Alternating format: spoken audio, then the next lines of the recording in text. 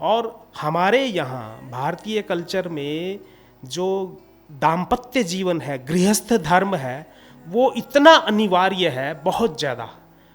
वो मतलब जिस दिन शादी होती है तो वो दूल्हा दुल्हन नहीं होते, वो विष्णु और लक्ष्मी के रूप में होते हैं। तो उनकी एक दिन संसार जीवन का एक दिन ऐसा आता है कि माता पिता भी अपने बेटे और बहू की पूजा करते हैं, चरण स्पर्श करते हैं कि मैं पुत्रों वाली हूँ, पोत्रों वाली बनूं और परपोत्रों वाली भी बनूं।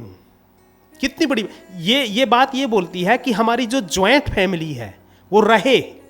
तो आज भी जैसे बोलते हैं ना, वैदिक कल्चर की जो विशेषताएं हैं वो जरा बताइए आप। दाम्पत्य केवल पति पत्नी नहीं, दाम्पत्य जब हमने विवाह कर लिया तो विवाह के बाद जो वधू है वो उसका संबंध केवल उस व्यक्ति से नहीं जिसको पति कहा गया है, उसके जितने भी रिश्ते हैं उनके लिए अपनी एफिशिएंसी देगी, उनके संबंध को मजबूत करेगी, उनको संभालेगी और वो लोग उसका ध्यान रखेंगे। ये मंत्र है।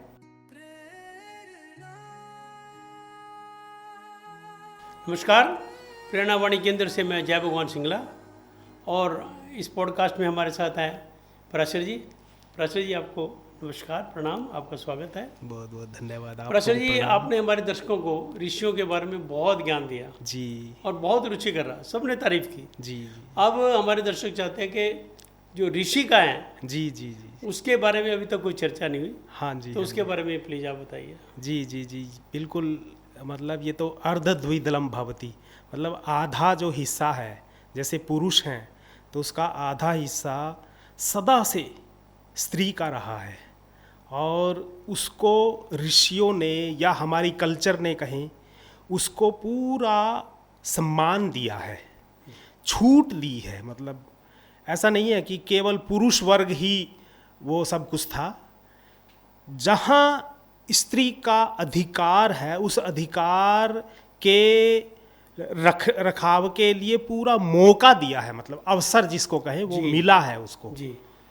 और तो मंत्र के देखने में भी मंत्र दृष्टा हुआ, ये बहुत जैसे कहें ना, बहुत उच्च स्तरीय, जो जिसने बहुत साधना कर ली, ऐसी स्त्रियां थीं वो ऋषिकाएं जी। ऐसा कह सकते हैं कि जैसा ऋषि है, ऋषि संसारात पारम दर्शयति, तो वो दर्शन इनके पास भी है, उसकी ताकत है, उसकी शक्ति के दर्शन पा सकें वो है, ऋषिकाओं के पास भी है।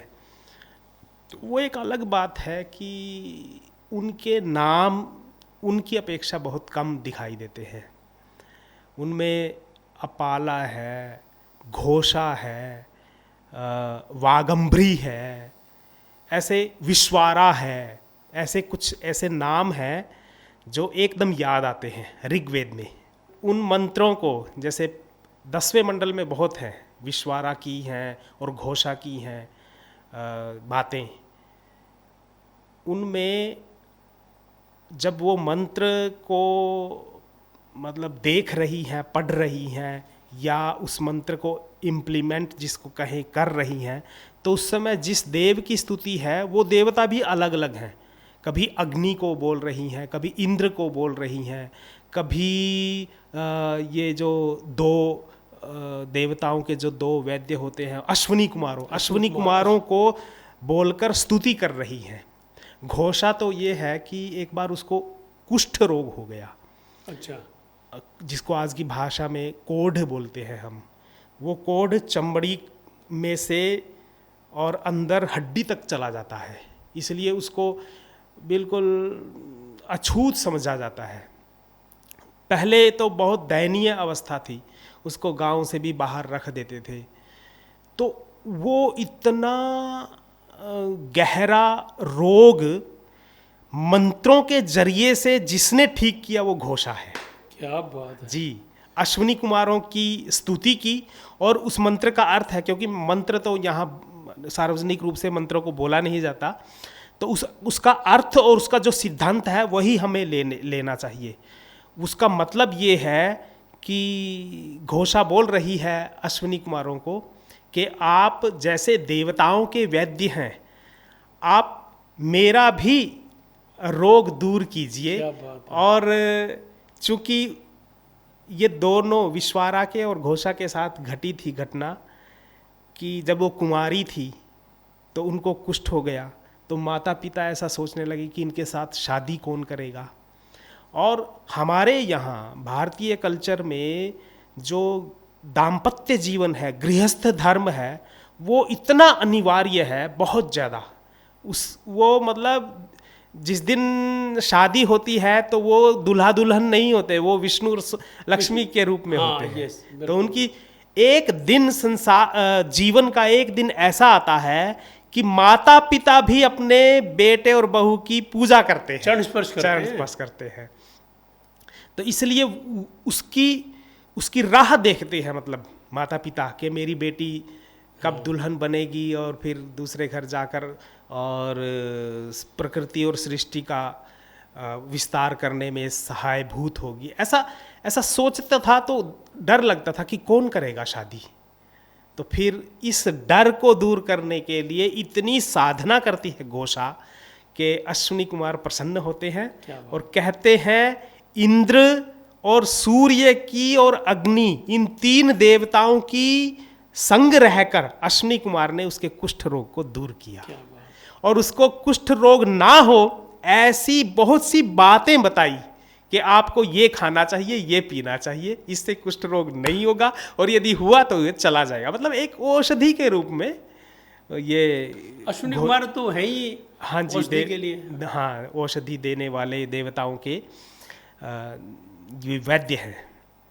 ऐसे ही घोषा है, अपाला है, विगंभ्रा, अपना एक अम्भ्रण नाम से एक ऋषि थे, तो उनकी पुत्री थी वाकंभ्रा। वाक मीन्स वाणी, आवाज। हाँ। आवाज।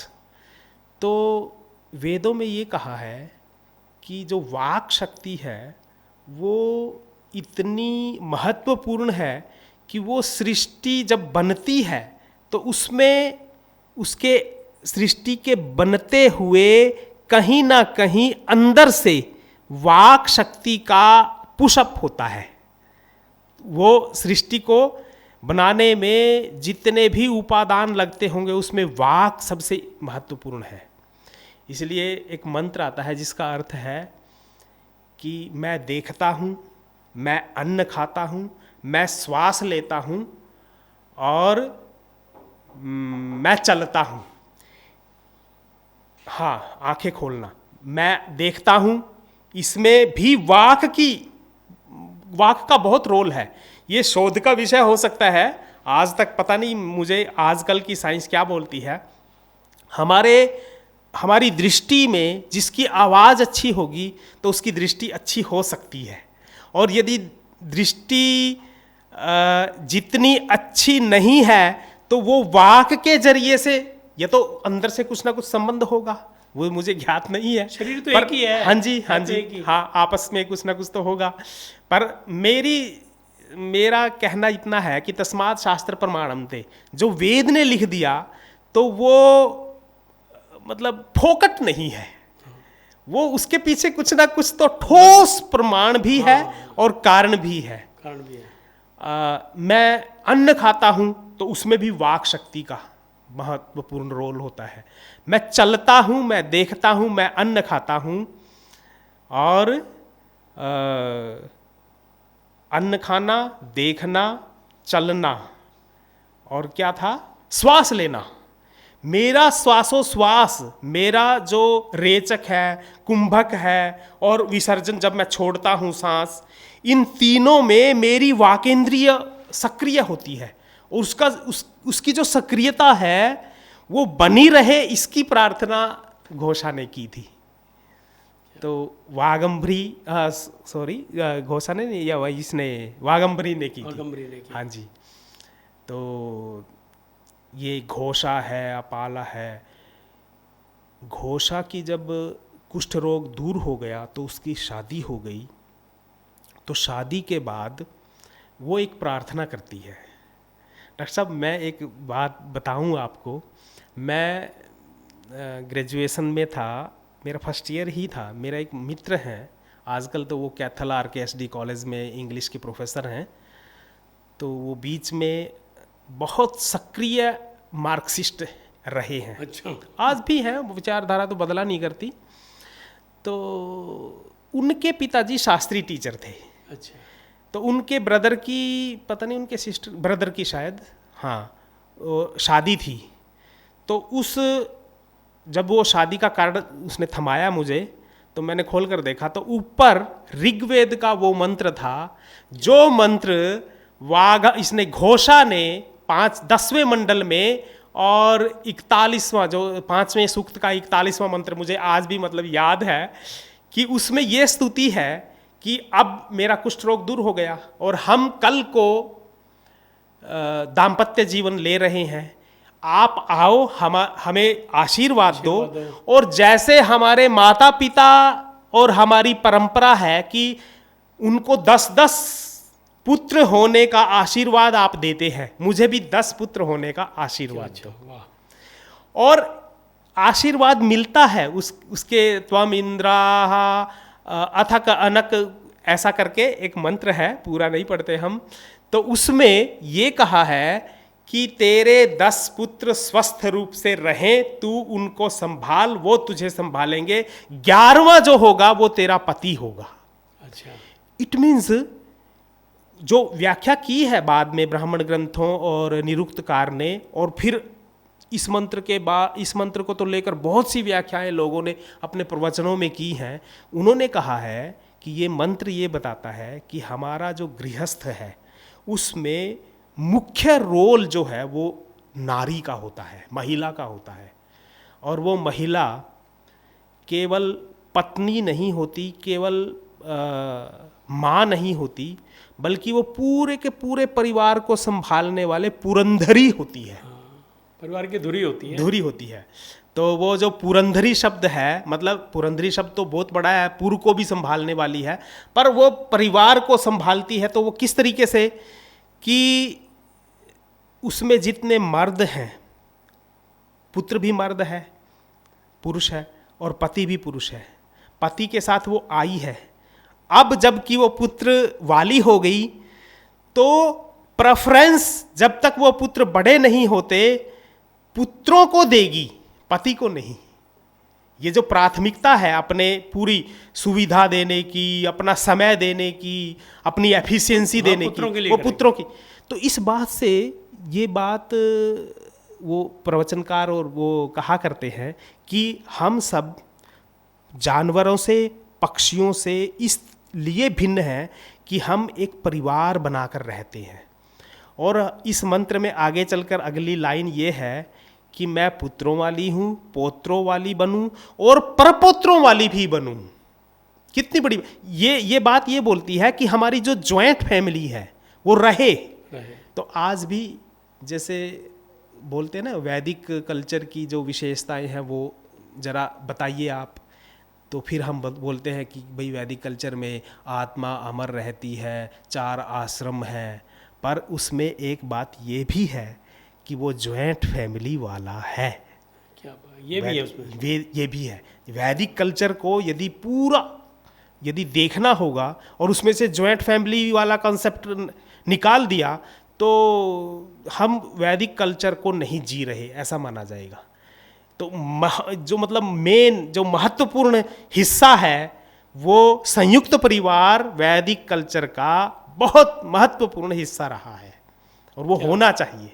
क्या बात। और हमारे भारत में ये परंपरा थी है और रहेगी और कहीं भी नहीं है। जी बिल्कुल, किसी देश में, फॉरेन में नहीं है। नहीं है, 29 देशों में हुआ है अब तक। अच्छा जी।